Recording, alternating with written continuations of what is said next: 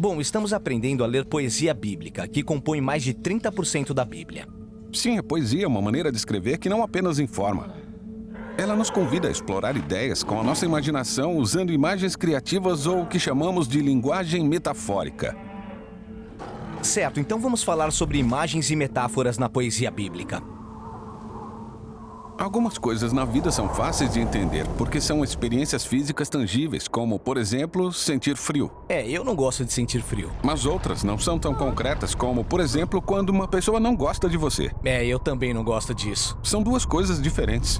Mas veja como, sem você notar, a sua mente ligou essas duas coisas. Por exemplo, quando dizemos coisas do tipo ela me deu um olhar bem frio ou não seja tão frio. Também podemos inverter e pensar em afeição como o calor. O calor da sua amizade me faz bem, ou ela é uma pessoa calorosa. Exatamente. Então, pegamos um conceito básico como o calor e ligamos a um conceito abstrato como a afeição. Isso dá uma forma mais imaginativa de falar sobre as experiências. Estamos pensando através de metáforas. Sim, elas criam uma estrutura para que a mente consiga entender o mundo. Metáforas governam nosso pensamento e nossa linguagem. Como essa própria frase, as metáforas governam. Essa é uma metáfora que diz que as ideias são governantes. Ou pense em uma metáfora que diz que ideias contrárias estão em conflito.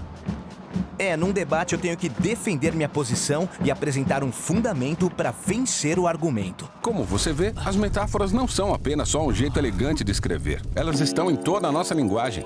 E as metáforas que usamos moldam a nossa imaginação e o nosso comportamento. Por isso não é surpresa quando poetas bíblicos usam sempre imagens metafóricas. Agora, algumas metáforas da Bíblia são fáceis de entender, como a de que a luz é boa e a escuridão é má.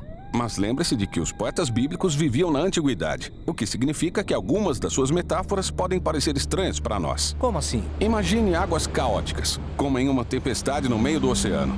Certo. Agora pense numa situação em que você esteve em perigo e ligue uma coisa a outra. O perigo é como águas caóticas. Exato. Mas os autores bíblicos vão mais longe. Eles também falam de pessoas perigosas, como sendo águas turbulentas. Como no Salmo 69, salva-me, ó Deus, pois as águas subiram até o meu pescoço. Entrei em águas profundas. Os que sem razão me odeiam são mais do que os fios de cabelo da minha cabeça. Os inimigos são ondas perigosas. Sim, e as nações inimigas também. Como em Isaías 17, os povos rugem como águas impetuosas. Ou no Salmo 89, tu dominas o revolto mar, com teu braço forte dispersaste os teus inimigos. Então essa é uma metáfora comum para o perigo e o caos no nosso mundo. Mas Deus tem o poder sobre as águas caóticas. Sim, e essa imagem fundamental é tão importante que aparece logo na primeira página da Bíblia. Sim, o mundo no início de Gênesis 1 é um oceano escuro e caótico que Deus põe em ordem. Exatamente. A imagem começa aqui e se desenvolve pelo resto da Bíblia. E a mesma coisa acontece com seu oposto. Se as águas caóticas são uma imagem fundamental de perigo, pense naquilo que a terra seca deve representar. A terra seca oferece segurança, proteção e estabilidade. Isso, alguns dos desejos humanos mais básicos. E é o que Deus está provendo quando a terra seca aparece, nas primeiras páginas de Gênesis. E é também onde Deus planta o Jardim do Éden. E não é um jardim qualquer. Ele é descrito com imagens de um templo antigo, muito acima daquelas águas perigosas.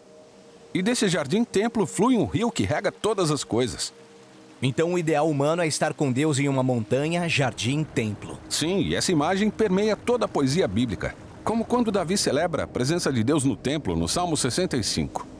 Como são felizes aqueles que tu escolhes, aqueles que trazes para viver no teu templo. Tu acalma o rugido dos mares e o barulho das ondas. Tu acalmas a gritaria dos povos. Agora veja bem, como o templo estava associado a estar perto da presença de Deus, essa montanha alta pode se tornar uma metáfora para o próprio Deus. Como no Salmo 18, o Senhor é a minha rocha, a minha fortaleza e o meu libertador. E essa é a imagem que Jesus está usando quando diz que ouvi-lo é como construir a sua casa na rocha. Exatamente. Veja então como essas ricas metáforas da poesia bíblica têm as suas raízes em antigas narrativas bíblicas. É como as metáforas funcionam na Bíblia. Precisamos das narrativas para entender as imagens poéticas. E as imagens revelam significados mais profundos nas narrativas. Legal. Bem, a maior coleção de poesias na Bíblia é o Livro de Salmos. O próximo assunto é este. Vamos aprender a ler o Livro de Salmos.